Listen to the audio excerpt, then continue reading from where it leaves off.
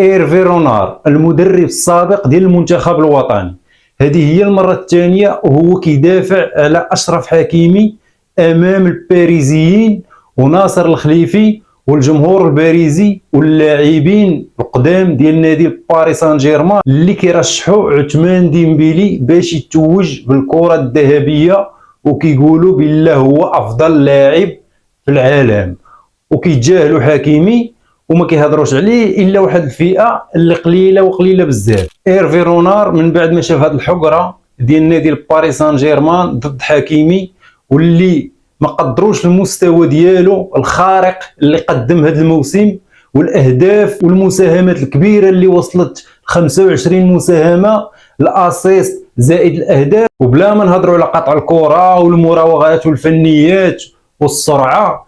هادشي غير خليه بوحدو، حنا كنهضروا دابا غير على الارقام اللي حطم اشرف حكيمي. وتخيل معايا ظهير ايمن مساهم ب 25 هدف في الموسم زائد البطولات والالقاب اللي حصاد هذا الموسم، وحطم بزاف ديال الارقام. راه مهاجمين وما وصلوش لهذا الرقم اللي وصل له اشرف حكيمي. اش غنقولوا على ظهير ايمن؟ حكيمي راه فيه مهاجم وفيه ظهير ايمن وكثر من ذلك.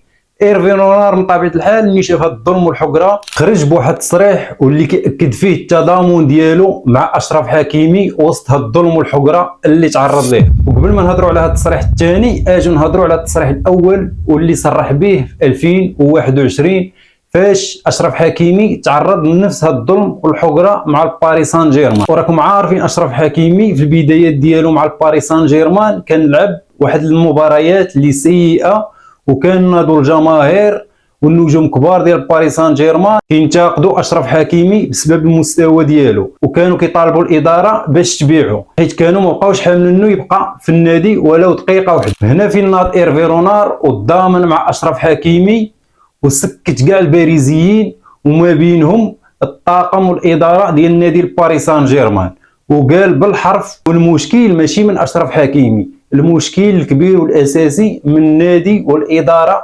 والباريس سان جيرمان كفريق.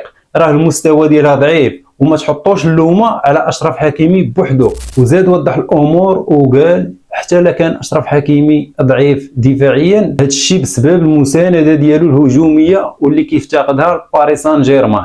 لو كان باريس سان جيرمان عندهم واحد الهجوم اللي كيقدم الادوار الدفاعيه فمن طبيعه الحال ما غاديش يبان الضعف ديال الدفاع ديال اشرف حكيمي، ولا كان عنده نقص في الدفاع من طبيعه الحال راه غيطور هذا الجانب وغيتحسن ان شاء الله. وهنا فين كتشوف انه كيفاش المواطن فرنسي وكيوقف مع واحد اللاعب اللي هو مغربي وكيتضامن معاه وكيوقف معاه في الوقيته اللي هذا اللاعب بحد ذاته انه ولاد بلادو اللي هما لاعبين ونجوم كبار ومدربين ولاعبين قدام ما كيتضامنوش معاه في هذه الوقيته اللي هو محتاج لجميع المواطنين ديال المغاربه انهم يوقفوا معاه ويتضامنوا معاه.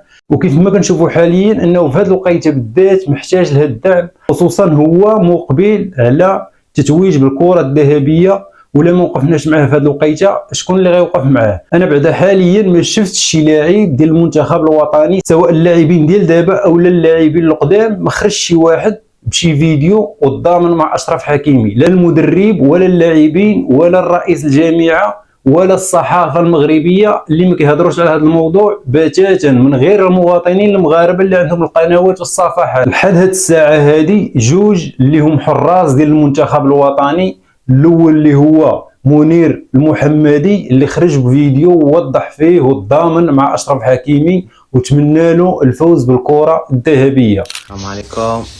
Pour moi, Ballon d'Or 2025 اشرف حكيمي. والحارس الثاني اللي هو بادو الزاكي اللي حتى هو خرج بفيديو وتضامن مع اشرف حكيمي. وفين هما اللاعبين ديال المنتخب الوطني الحاليين؟ علاش ما تضامنوش مع اشرف حكيمي؟ لا فيديو لا تدوينه لا منشور نهائيا. على الزعم واش ميقنين بلا اشرف حكيمي ما غاديش يفوز بالكره الذهبيه او لا شنو؟ ونفترضوا كاع اشرف حكيمي ما غاديش يفوز بالكره الذهبيه. المهم هو نقوموا بالواجب ديالنا ونضامنوا مع ولد البلاد ديالنا كيف ما كان الحال، وحتى ياسين بونو حتى هو خصنا نضامنوا معاه باش يفوز بالقفاز الذهبي. حتى هو تبارك الله راه قدم واحد الموسم اللي كبير خصوصا في المونديال ديال الانديه وراكم مراقبين دوك التصديات ديالو ما شاء الله. وبيني وبينكم الخوت ماشي من الواجب ديال لاعبين المنتخب الوطني زائد المدرب خصهم يتضامنوا مع اشرف حكيمي كيف ما كتشوفوا عثمان ديمبيلي اللي كل شيء متضامن معاه، اللاعبين القدام والحاليين ديال المنتخب الفرنسي زائد الجماهير كل شيء متضامن معاه. حنا المغاربه من غير الشعب المغربي والمواطنين اللي عندهم الصفحات والقنوات هما اللي مداعمين اشرف حكيمي. اما الا جينا نهضروا على الصحافه راه حتى شي صفحه مغربيه ما هضرت عليه. وباش نكونوا واقعيين الصحافه راه ما داروا فيها ما يتصلح مع اشرف حكيمي، راه ما كاينش شي صحيفه مغربيه هضرت عليه وتضامنت مع اشرف حكيمي نهائيا من غير ولاد البلاد اللي هما الشعب المغربي، المواطنين المغاربه اللي عندهم الصفحات والقنوات ديالهم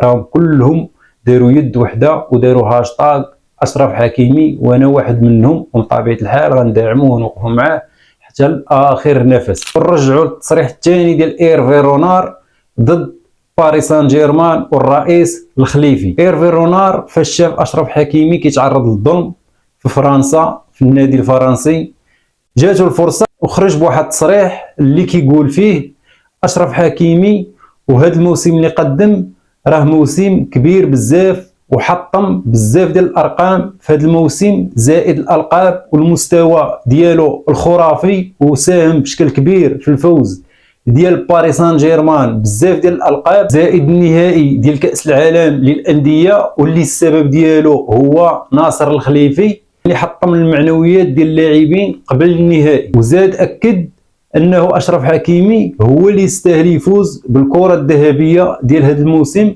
بسبب المجهودات ديالو والتضحيات اللي قام بها في هذا الموسم. قال الا كان شي واحد كيستاهل يفوز بالكره الذهبيه من باريس سان جيرمان فمن طبيعه الحال الرقم واحد هو اشرف حكيمي. ايرفي رونار كتحس به مواطن مغربي او اكثر من مغربي صراحه، فين ما جاتو الفرصه كيعطي البلاد حقها وديما كيقول كلمه زوينه في حق البلاد وفي حق اللاعبين المغاربه. صراحه هذا السيد يستاهل كل الاحترام والتقدير من عند المغاربه كاملين. بكل صراحه اشرف حكيمي الا ما فاش بالكره الذهبيه ديال هذا الموسم خصو يغادر لباريس سان جيرمان ويمشي لشي فريق اخر، من الاحسن يمشي لليفربول اللي باغياه وباغيه الخدمات ديالو، وخصوصا هو اي فريق غادي يتمناه راه احسن ظهير ايمن في العالم، وراه عطات فيه 100 المليون دولار والباريس سان جيرمان ما بغاتش، وولات قدمت عرض اخر ب 130 دولار والباريس سان جيرمان ما بغاتش،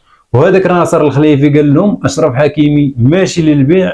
وهنا اشرف حكيمي خصو ينوض ويهضر على راسو ويختار شي فريق من هاد الفرق اللي باغا تتعاقد معاه، ومن الاحسن يمشي لليفربول. المهم الخوت هادشي اللي كان اليوم في هذا الفيديو، ودابا راه وصلنا للنهايه، وما تنساش تخلي لي الراي ديالك في شي تعليق، ولا كنتي اول مره كتشاهدني ما تنساش تخلي لي الاشتراك ديالك وتقول لنا في شي تعليق كي جاك المحتوى، ونتشافوا في شي فيديو اخر ان شاء الله.